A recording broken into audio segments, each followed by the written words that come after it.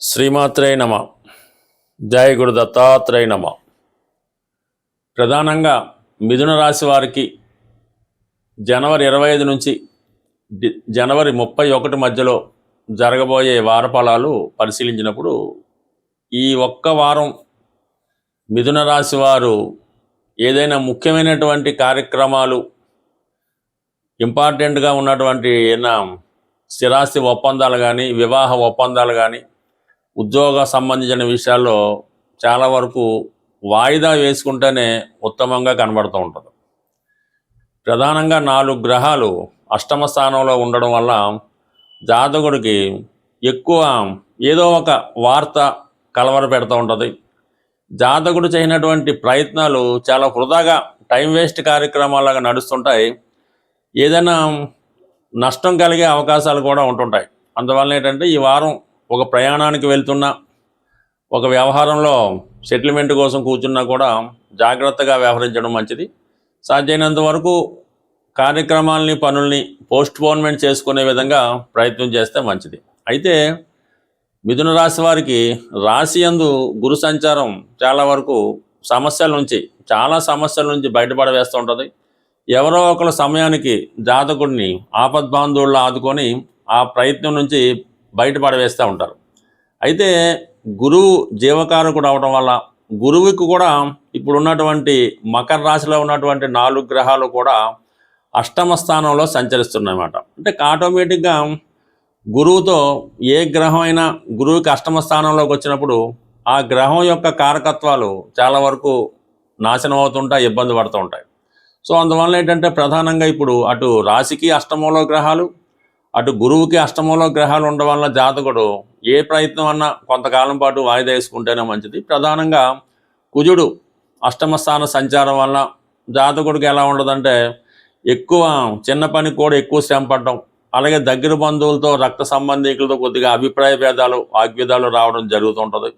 అలాగే చిన్న చిన్న ప్రమాదాలు కూడా జరగడానికి కారణం అవుతూ ఉంటుంది. ప్రధానంగా ఏంటంటే భూమి సంబంధించిన విషయాల్లో సమస్యలు తలపెట్టడం జరుగుతూ ఉంటుంది. అయితే బుధుడు రాష్ట్రాధిపతిగా సప్తమాధిపతి గురువుతో షష్టాష్టకాలు రావడం వల్ల భార్యాభర్తల మధ్య ఉన్నటువంటి సంబంధాలు కొంతవరకు ఇబ్బంది పెడుతుంటాయి. చిన్న చిన్న అభిప్రాయ భేదాలు కలుగుతూ ఉంటాయి. వివాహ ప్రయత్నాలు లాంటివి వాయిదా పడడం, లేదంటే కుదుర్చుకున్న పెళ్లి సంబంధం వెనక్కిపోవడం లాంటివి కూడా జరుగుతూ ఉంటాయి. ప్రధానంగా రవితో అష్టమ స్థానంలో ఉన్నటువంటి రవితో అధికారులతో ఇబ్బందులు కలుగుతూ ఉంటాయి. పిల్లలకి ఏదో ఒక అనారోగ్య కారణాల వల్ల చాలా మనస్తాపానికి గురవుతుంటారు. అంటే మీరు చిన్నవారంటే తండ్రి గారికి వచ్చినటువంటి అనారోగ్య కారణం వల్ల ఇబ్బంది పడటం కూడా జరుగుతూ ఉంటుంది. ఇక శుక్రుడు మీకు ఆల్రెడీ అష్టమంలో ఉన్నప్పుడు స్త్రీలతో విభేదాలు రావడం జరుగుతూ ఉంటుంది. ఆర్థిక విషయాల్లో ఎక్కువ మనీ టైట్ ఏర్పడుతూ ఉంటుంది.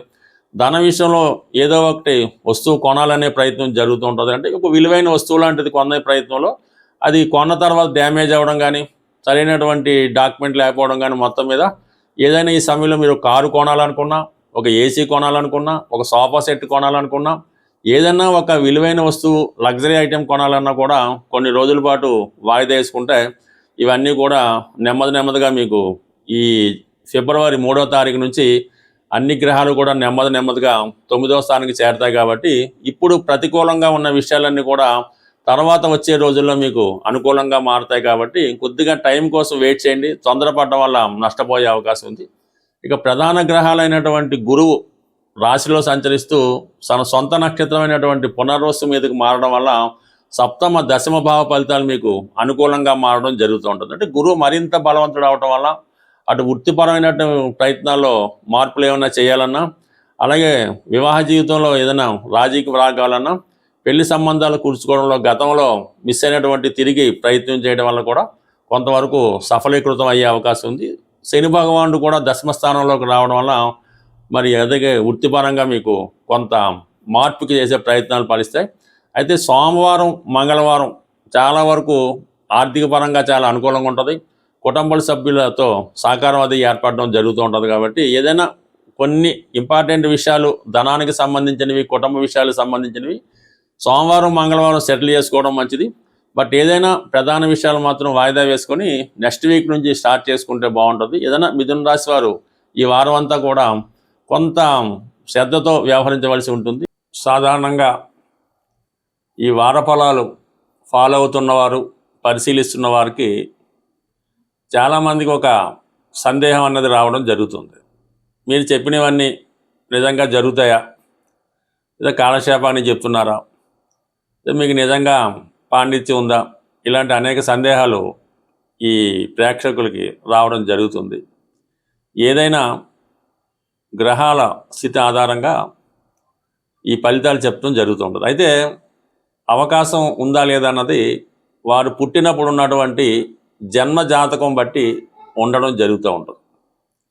వారు పుట్టినప్పుడు ఉన్నటువంటి గ్రహస్థితిలో కొన్ని లిఖించబడి ఉంటాయి. వివాహం ఏ విధంగా ఉంటుంది, పెళ్ళి ఏ విధంగా జరుగుతుంది, ఉద్యోగం, సంపాదన, అతని స్థితిగతులు, ఇవన్నీ కూడా అతని జన్మజాతకం బట్టి ఆధారపడి ఉంటాయి.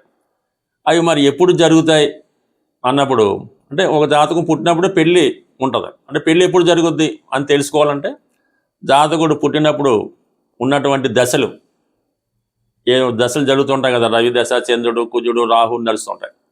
ఈ దశలు వచ్చినప్పుడు ఆ దశ ఒక గురుదశ వచ్చింది అనుకోండి, 16 సంవత్సరాలు నడుస్తుంటుంది. ఈ 16 సంవత్సరాలు ఎప్పుడు అవుతుంది అంటే దానికి మళ్ళీ అంతర్దశ ఉంటుంది. ఆ అంతర్దశ మళ్ళీ 2 సంవత్సరాలు 3 సంవత్సరాలు ఉంటుంది.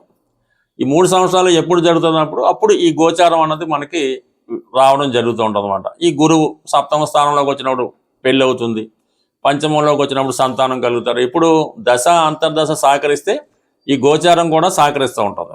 అలాగే ఏ సంవత్సరంలో జరుగుద్ది అన్నది గురువు చెప్తాడు, ఏ నెలలో జరుగుతున్నది రవి సంచారం వల్ల తెలుసుకుంటాం అన్నమాట. అంటే రవి ప్రతి నెల ఒక రాశిలో మారుతుంటాడు కాబట్టి పలానా నెలలో ఈ సంతానం కలగవచ్చు, ఈ ఉద్యోగం రావచ్చు, ఈ ఆరోగ్యం కలగవచ్చు, రవిని బట్టి చెప్తాం. మరి ఏ రోజు జరుగుతుంది అంటే చంద్రుడి యొక్క సంచారం బట్టి చెప్తూ ఉంటుంది. ఏ సంచారం, చంద్రుడు ప్రతి 2 రోజులు 2.5 రోజులకి మారుతూ ఉంటాడు. ఏ రాశిలోకి వచ్చినప్పుడు, ఏ నక్షత్రం మీద సంచరించినప్పుడు ఈ సంఘటన జరగవచ్చు, పెళ్ళి ఎప్పుడు జరగవచ్చు, డెలివరీ ఎప్పుడు జరగవచ్చు, ఇవన్నీ ఈ చంద్రుడి యొక్క సంచారం బట్టి ఆ రోజు నిర్ణయిస్తాం. మరి రోజు నిర్ణయించే సరిపోయిందా, ఏ సమయంలో జరుగుతుంది అన్నది లగ్నాన్ని బట్టి చెప్తాం అన్నమాట. ప్రతి 2 గంటలకి లగ్నం మారుతూ ఉంటుంది. ఈ లగ్నంలో జరగవచ్చు, లేదంటే ప్రతి గంటకి ఒక హోర మారుతూ ఉంటుంది. రవి హోరలోనా, శని హోరలోనా, గురు హోరలోనా, ఏ హోరలో జరగవచ్చు. ఇవన్నీ కూడా హోరను బట్టి, లగ్నాన్ని బట్టి చెప్పడం జరుగుతుంటుంది. అంటే ఇంచుమించుగా ఒక శుక్రదశ 20 సంవత్సరాలు ఉంటుంది. దాంట్లో రవి అంతర్దశ అన్నది 1 సంవత్సరం ఉంటుంది.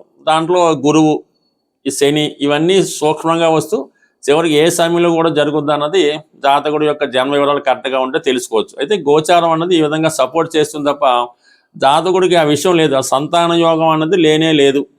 5వ స్థానంలో గురువు వస్తే ఏంటి, శని వస్తే ఏంటి, ఎవరు వస్తే ఏమిస్తారో జాతక చక్రంలో లేనిది.